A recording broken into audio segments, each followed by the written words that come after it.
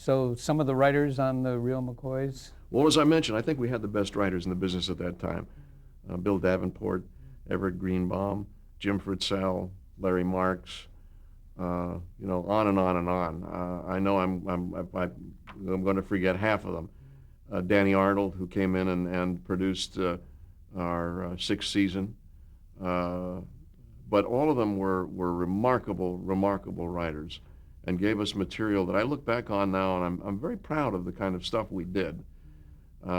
Many years after the conclusion of the show, there was a 25th anniversary of ABC. We started on ABC with the show, and then it moved to CBS for the final year.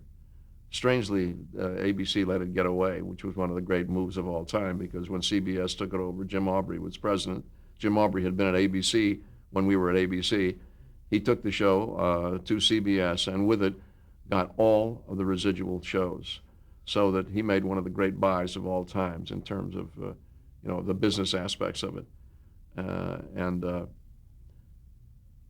This was around 1957. That was around 1957, right? Yeah, we finished doing the show in 57. What about your character of Luke? What did you do to prepare for that? Well, it's like Walter. I put on a pair of pants with burglar tools in the ass, and I rolled my sleeves up. I put on those funny boots.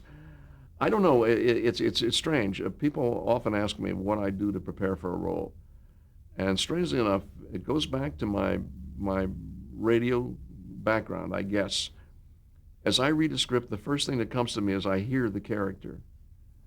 I hear the sound of the character, and I build on that somehow in my mind.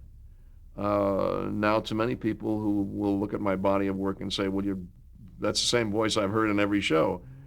To me, there is a maybe a slight variation, but there's always a speech pattern change in what I've done. I've noticed it carefully through the years, and so we have to get together and decide what was a West Virginia dialect, and none of us were really satisfied that we knew what exactly that was. But we figured if we all sounded the same, it would be okay. So we never had any complaints from West Virginia that we didn't sound like them, so I guess we succeeded. Did you watch any Westerns, or you'd played enough Westerns up to that point? I think you were in Frontier. You were in that series Frontier for a couple of guest shots. I did a couple of guest shots on Frontier and Cheyenne. But this was quite different, because this was a country dialect. West Virginia is a very country dialect. And it is dissimilar to Texas or other parts of the South. It's not quite as cultured as Virginia and those. But the variation might be very difficult for some ears to hear, but there's a very, very important difference in the sound of each of those southern areas. Did they give each of you a chance to have an episode on your own?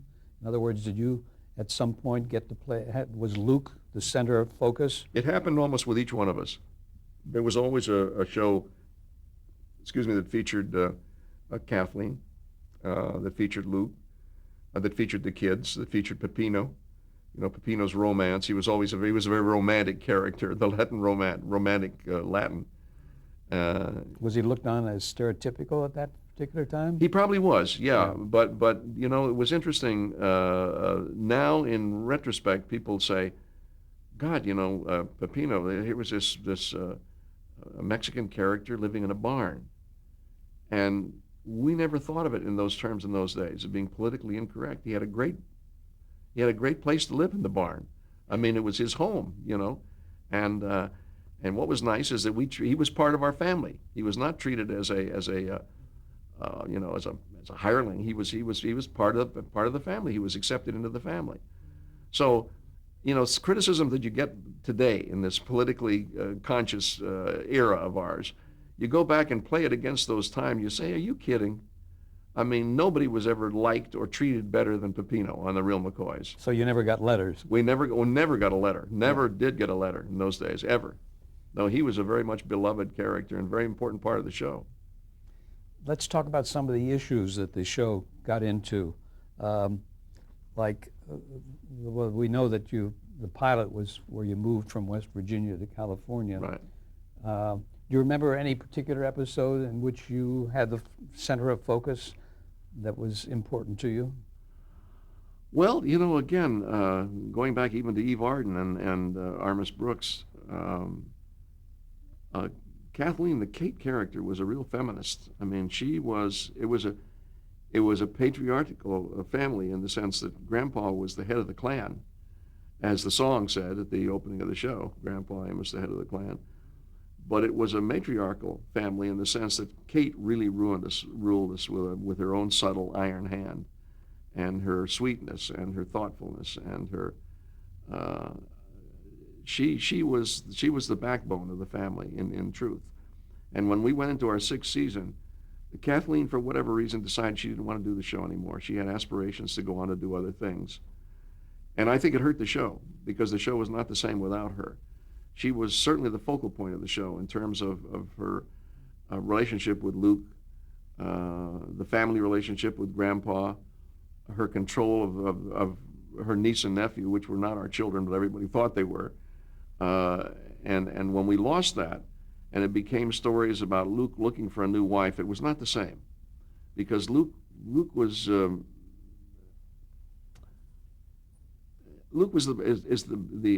epitome of the married guy, and when you took him and put him into that other milieu of a guy looking for a wife, it just wasn't the same. He wasn't the same guy. He wasn't the same character.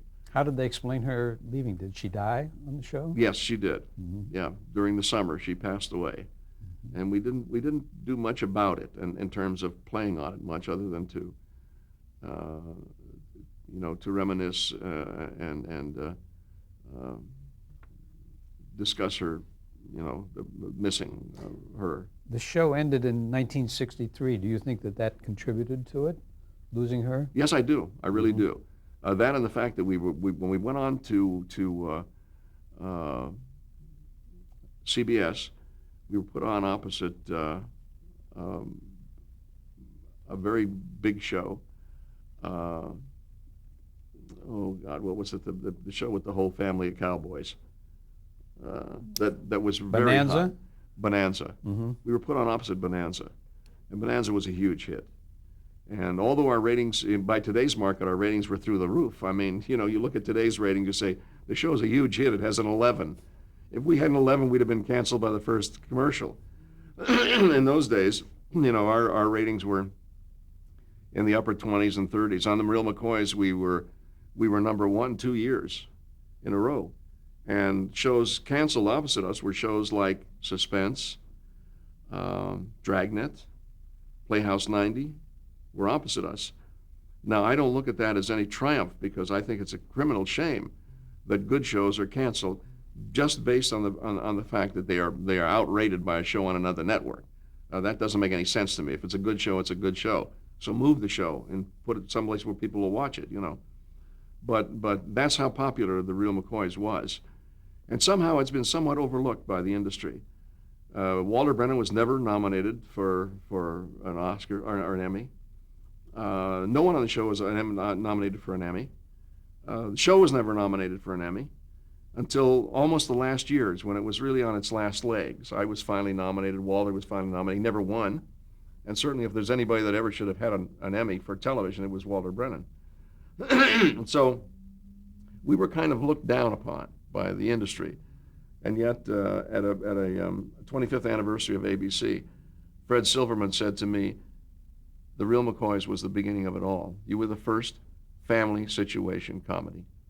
And I look back on that now, and I would have to agree with that. Shows followed us then, the shows that somewhat did what we did, but I don't think anybody's done it any better, ever.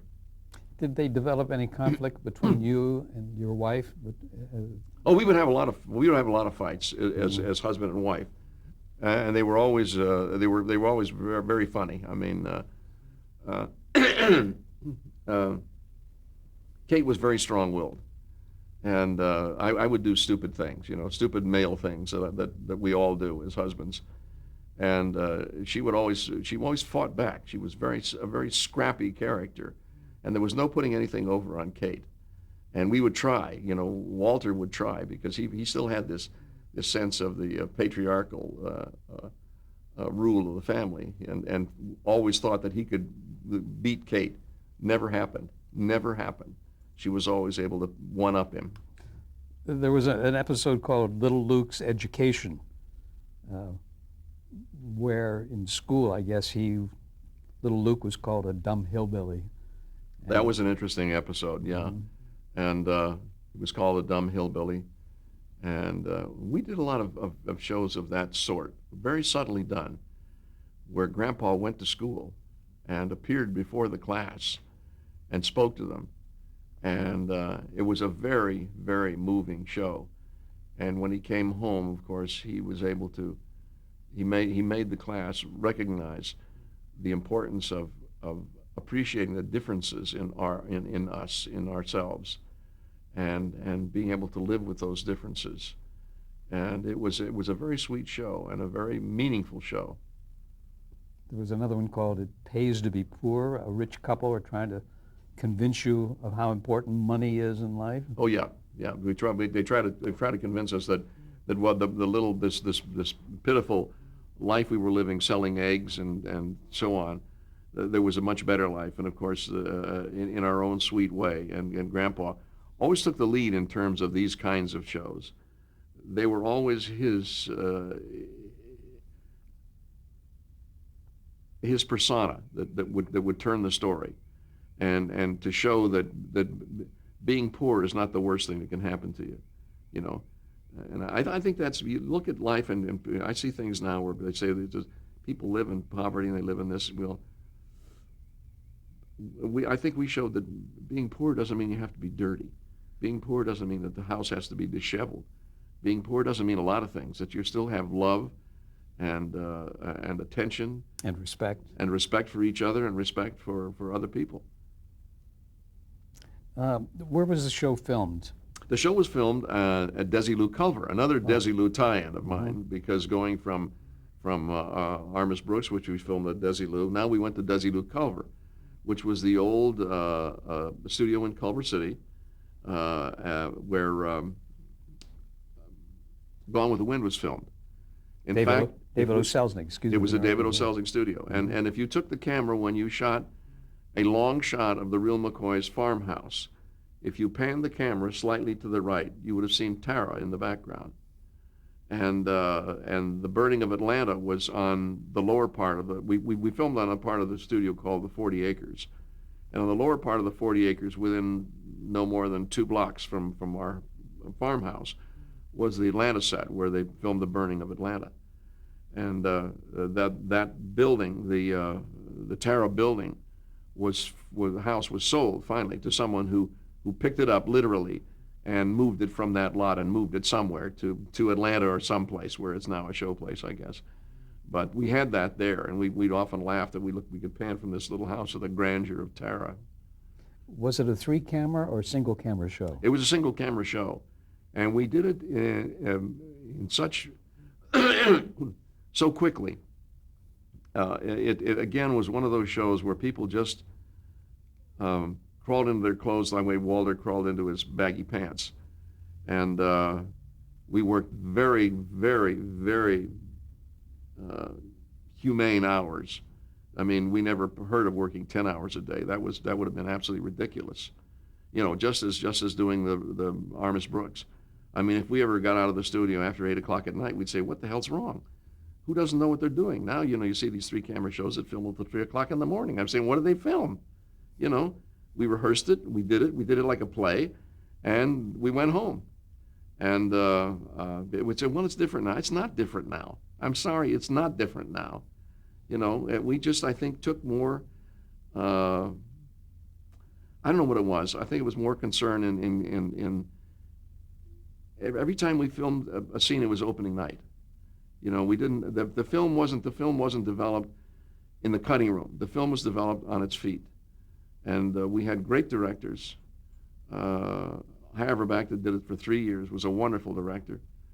And we went in with the example of Walter Brennan. We got to work, and we laughed all day long, just as we'd done on Armis Brooks. We laughed all day long.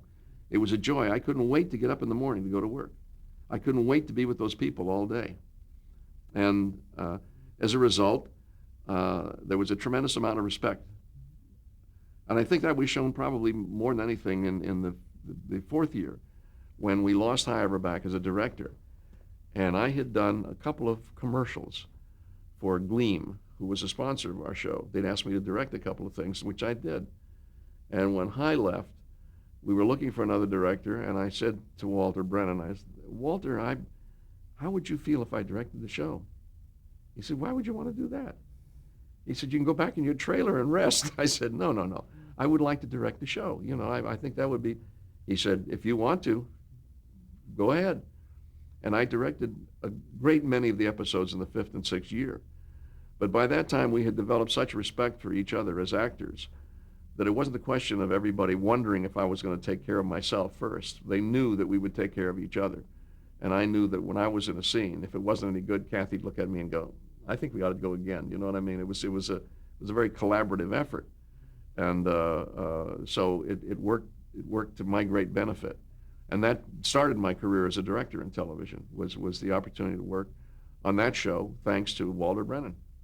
Were there any difficulties, though, because you were acting in the episode and directing it as well? There were none at all. It was something I wouldn't want to do often. It was something I would not want to do if I wasn't very familiar with the character. But by then we'd done, 150 shows or more. So we were all very, very comfortable with our characters. And there was very little to explore as an actor, except those problems that would come up with each individual script. But that wasn't that difficult to deal with. Did Danny Thomas get involved at all? Well, Danny Thomas, as I mentioned earlier, was the early investor in the show. He was the man who was responsible for putting it together and getting it on the air. But he was not. He was just an enthusiastic supporter of the show. Did he come to every show? No, he did not. But we filmed as motion pictures, so we never filmed it in sequence. We had a 3-day shooting schedule. But would he come to a first cut or something for first cut? He would sometimes, yes, he would see the first cut. Mm-hmm. He would sometimes come to the table reading. One of the things that's very interesting about those days, and I think that's something that could certainly be learned by young writers today, is the writers coming onto the show looked with great anticipation with working with really tried and true writers who were professionals who had been doing it for some time. And we would sit around a table and we'd do a table reading of the script. And at that point, the actors would contribute whatever comments they had. If there was a problem with a line that was uncomfortable to say, or if there was some reasoning that was not understandable, we would bring that up to the writers. And the producer was there, the producers would be there, and of course the director. And we'd sit and we'd talk this through. We'd talk through the script. And I think that was something that was invaluable. And that was started by Sheldon Leonard.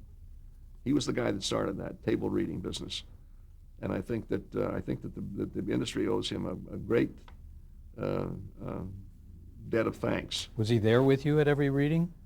Well, when he was directing the show, he certainly was. Yeah. And later, after he left the show as a director, he would very often come by for the readings and be there. Excuse me. Let me ask you, I'm going to just jump back for a moment to the Blacklist, which was in the early 1950s in both radio and television. Yeah. Were you affected by that? I don't mean you personally, but had you any friends? No, I was affected by it only in the sense that I was aware of the effect that it had on friends of mine or people with whom I'd worked. For instance, John Brown, who was the father on A Day with Judy, had been listed in red channels, and that was the closest that I was to a personal relationship with somebody that was affected by it. But there was an aura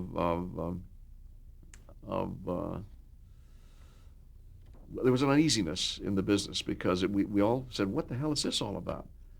And there was some guy whose name I cannot remember who had a book, in addition to red channels, in which he would write vicious accusations to companies, because in those days television was run by advertising agencies. The networks did not run television. and radio in the early days of television, and certainly in radio. All of those shows were run by the advertising agencies. The directors were hired by the advertising agencies. The networks did nothing but sell time. They sold the time, a half hour, to Procter & Gamble or whomever. They would put their own production staff in to do the radio shows or the television shows. And so there was a pressure that was brought to bear against the advertising agencies and the manufacturers by these various publications. Was one of those guys a supermarket owner, grocery store That's owner right. up in upstate New York? Upstate New York. That's Yeah. exactly right. Yeah. And he was one of the guys whose name I can't remember. Mercifully, I think it's good that we all forget his name anyway, but certainly not what he did. But it was a very uncomfortable time in radio, and certainly I was not aware of it in terms of motion pictures because I was not involved in motion pictures. At that time, I was strictly involved in radio. But there was a pall that came over the business at that time with this very unsettling prospect of this ghoul coming out of the woods and naming people and rightly or wrongly accusing them of anti-American feelings and dealings. It was a time of shame, wasn't it? It was very much a time of shame. Yeah. Let's jump to the Andy Griffith Show. And did you start there as a director on?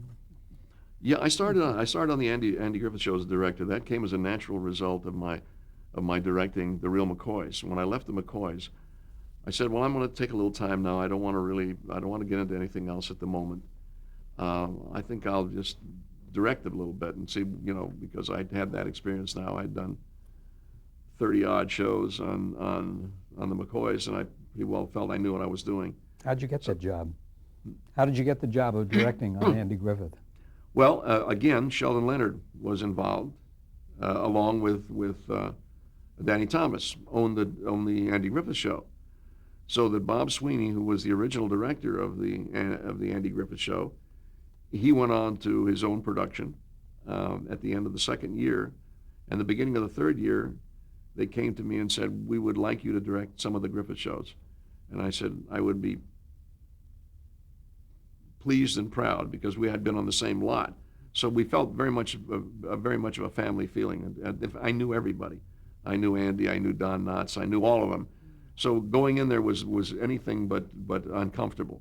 I mean, I just fit in like a glove in terms of my and of course it was the same kind of homey comedy that we did on the McCoys. Very straightforward. They didn't try to be funny. You can't make Don Knotts not funny, but he didn't have to try to be funny. And so it was a natural kind of progression for me to go into that show, and I directed quite a number of the third season. That was 1963, I believe. Yes, it was, 1963. Mm-hmm. Were you satisfied with the work that you did on that show? By that question, I mean, were you anxious to try to make it better? No, I was not anxious to make it better. I was anxious to keep it as good as it was. Mm-hmm. The only contribution I really made to the Andy Griffith Show was the front door of the house opened the wrong way for me. If you can imagine that this is the camera, the door opened into the camera, and had been doing that for 2.5 years. And I suddenly said, why is that door opening that way? Because you have to wait for the guy to walk around it. You couldn't shoot off to the side because there was another set. And I said, this doesn't make any sense. So I said, change the door. And it was like, what? It's like going to the Taj Mahal and saying, change the door. I said, change the door. And they said, but it squeaks. I said, so you have a post-production, we'll put the squeak in again. Change the door. And I didn't ask anybody. So they took the door off and they rehung the door. Well, Sheldon Leonard came running down to the stage and he said, you changed the door? And I said, yes, I did. And he said, why'd you change the door? I said, because it doesn't make any sense. We always have to wait for a guy to walk around the door, come walking toward the camera. If I open the door, if the door opens the camera, the man can start talking immediately. He says, okay. So I changed the door. That was my great contribution to the Andy Griffith Show. Although I'm very proud of one show that I did that I'm told is Andy's favorite. I've been told that it was Andy's favorite. A show called Opie the Birdman. And of course, we all know what happened to Opie. He just won an Academy Award. But Ron Howard was a wonderful kid actor, wonderful kid actor. One of those that you knew would go on to something else. You know, we talked about that earlier, the kids who were just cute. Well, he was an actor. He was not just a cute kid.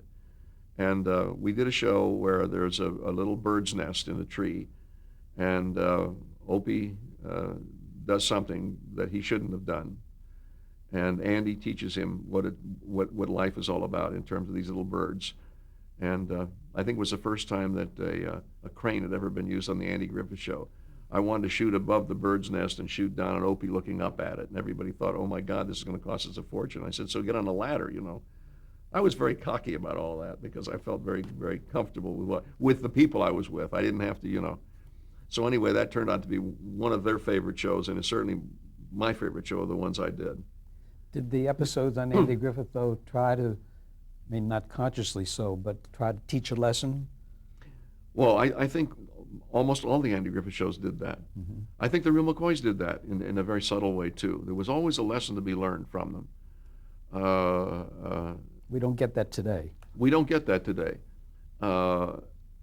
There's so much about, today so many of the shows are about behavior.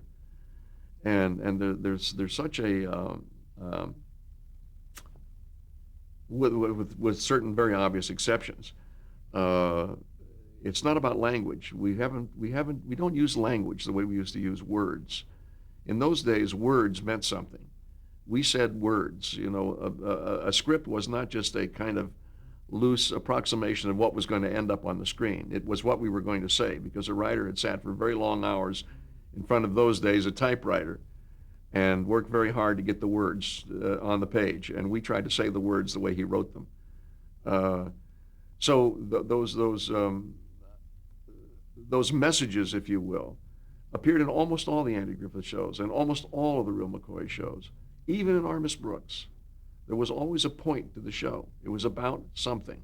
Without hitting you over the head with it. Without hitting you over the head, not pointing to it and saying, this is, you know, we didn't come out, we just said, this is what it's about. I mean, you know, in what I thought was a very subtle way. I mean, the character of Aunt Bee, for example, and Barney Fife is one of the great comic characters ever created. And of course, I don't think anybody in the world could have played him as Don Knotts played him. And Andy was wonderful in that he was one of these, as Walter was, as Eve was, the star who steps back and lets the characters take over. I mean, he would sit back and smile at Don Knotts, and I could just see how much he was appreciating what he was doing. At the readings, did he have anything to say about the other characters or about? Very much. Andy was very much involved. He was very much a producer. Yeah, Andy knew what it was all about, and he was very outspoken in his very subtle control of the show. It was his show after all, and he was the one who carried it. We're going to pick up there in a minute.